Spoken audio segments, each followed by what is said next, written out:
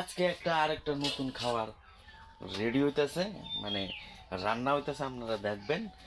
মানে heavy tasty, মানে সকালবেলা শর্টকাট রান্না। তোমরা দেখো কেমনে রান্নাটা করে। তো বন্ধুরা, এখানে আমরা গাজর এবং আলু, আমরা গাজর আলু ভাজি করব। আর সাথে আমরা বেগুন দিয়ে, শুটকি দিয়ে, এই দেখো এখানে শুটকি নিয়েছি, এই এটা কয় কেটলি শুটকি। আর এই শুটকিটা খুব স্বাদ, হেভি টেস্ট। তো প্রথমে আমরা গাজর আলু ভাজি দেখাবো, আর গাজর আলু ভাজিটা খুব টেস্টি হয়ে থাকে। সকালবেলার রান্না, খেতেও খুব ভালো। সস সস খাইব মানে। আর আমরা এটা তরকারি রান্না করতেছি। এই তরকারিটা দেখেন কেমনে, একদম শর্টকাট রান্না সকালে। আমরা যে নতুন আলু বেশি পরিষ্কার করানো লাগে না, এই দেখেন এইভাবে পরিষ্কার করে লাইতেছি। আর আমরা শুটকির জন্য, যে শুটকি দিয়ে বেগুন দিয়ে রানবো, সেটার জন্য 2টা আলু আর 4টা বেগুন নিয়েছি।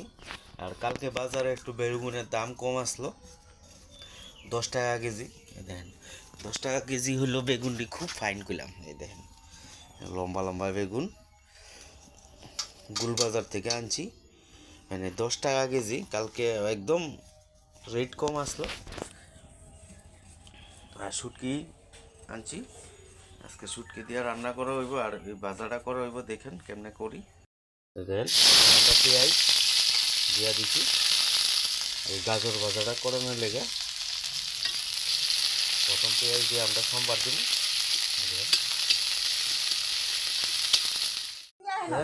পেঁয়াজ কি হয়েছে, আমরা গাজরটা, যে কুচিকিরা গাজর আর আলু আমরা এনে ভাজা করুন।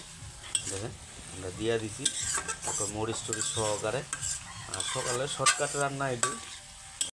এই দেখেন ঢাকনাটা উঠাই দিই, ভাজাটা মোটামুটি সিদ্ধ হয়ে গেছে। আর একটু সিদ্ধ হইব, তারপর ভাজা কমপ্লিট। আমরা খাইতে খুব টেস্ট, গাজর আলু গাজর ভাজা। আর রান্না করুন শুটকি দিয়া বেগুন দিয়া, খাইয়া দেখবেন, বানাইয়া দেখবেন বাড়ি। আবার ডাইকা রেখা দিই, হয়ে গেছে গা। এইভাবে রান্না করবেন একবার শর্টকাটে, আধা ঘন্টা লাগে না, হয়ে থাকা গাজর ভাজাটা। বন্ধুরা হ্যাঁ, আরেকটা রান্না দেখামু। গাজর ভাজাটা আমরা রেডি হয়ে গেছে, আমরা নামাইলামু। দেখেন রান্ধনি অনিদাস হয়েছে, মানে নামানোর পালা। আর কিতা রানবা? বেগুন দিয়ে আলু দিয়ে শুটকি দিয়ে। গাজর ভাজা শেষ, এখন আমরা দেখেন রান্না করতে আলু দিয়ে গেল না।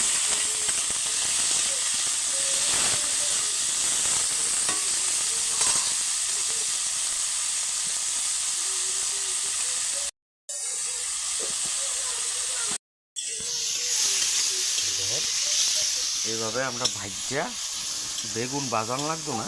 হ্যাঁ, কারণ বেগুন অনেকটা নরম, কারণ দিলেই হইয়া দেবো গা। আমরা ঢাকা দিয়া রেখা দেবো প্রায় 10 মিনিট। আলু ভাজা হয়ে গেছে,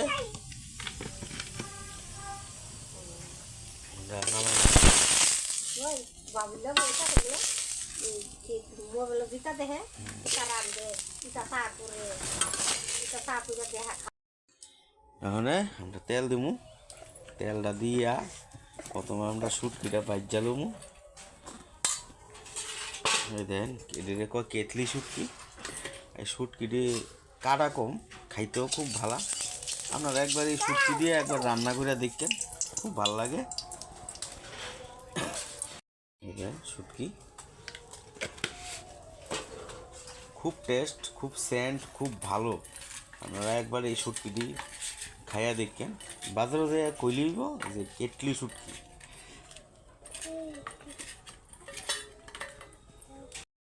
আমরা তেলটা গরম হয়েছে, আমরা শুটকিটা একটু ভাজিয়া নেব।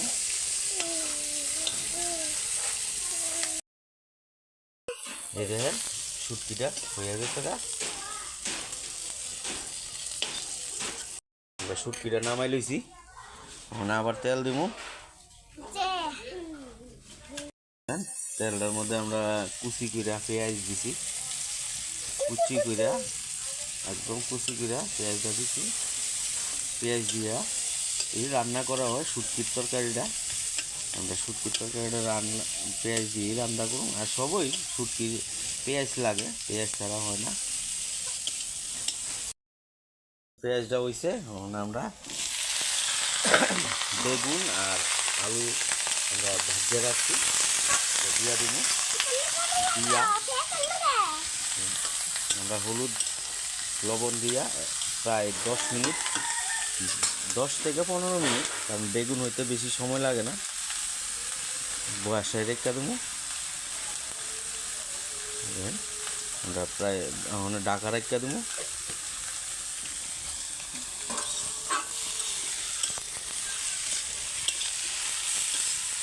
আমরা পালা করে লাস্টে আমরা ঢাকা রেখে দেবো প্রায় 10 থেকে 15 মিনিট। তারপর আমরা ঢাকনাটা উড়াইছি। মোটামুটি তরকারিটা কষানি হয়ে গেছে, মানে সাতলানি হয়ে গেছে। এখন আমরা ঝুল দিব, মানে জল দিব। ঝুল দেওয়ান লাগে বাঙালির খাওয়া, একটু ঝুল না দিলে হইতো না। ঝুল দিলে সিদ্ধ হইবে ভালো করে। জল দিচ্ছি, জল দিয়ে আবার 5 থেকে 7 মিনিট আমরা রাখা দেবো। তারপরে আমরা তরকারিটা রেডি হয়ে দেবো। দেখেন তরকারিটা হইছে, আমরা শুটকিও দিয়ে লাইছি। এই দেখেন শুটকিটি আমরা ভাজা শুটকিটা দিয়ে লাইছি। এই দেখেন শুটকি। আর এইভাবে আপনারা করবেন। আর রান্নাটা খুব সোজা, আমরা ধনিয়া পাতাও দিয়ে দিছি। রান্নাটা দেখেন কত ঘন হয়েছে। আর এইভাবে আপনারা করবেন। আর দেখতে থাকেন আমার রান্না আর আমার ব্লগটা। রান্নাটা করবেন কেমন হয়েছে, দুইটা রান্না দেখাইছি আপনারা। আর রান্না ব্লগ করি ফাঁকে ফাঁকে। এই দেন মায়াটা আমার পিছেটা এই ক্যাঁ ক্যাঁ করে। আর সবাই আমরা দেখবেন, মায়াটাও নাচে। আর ওই দেখেন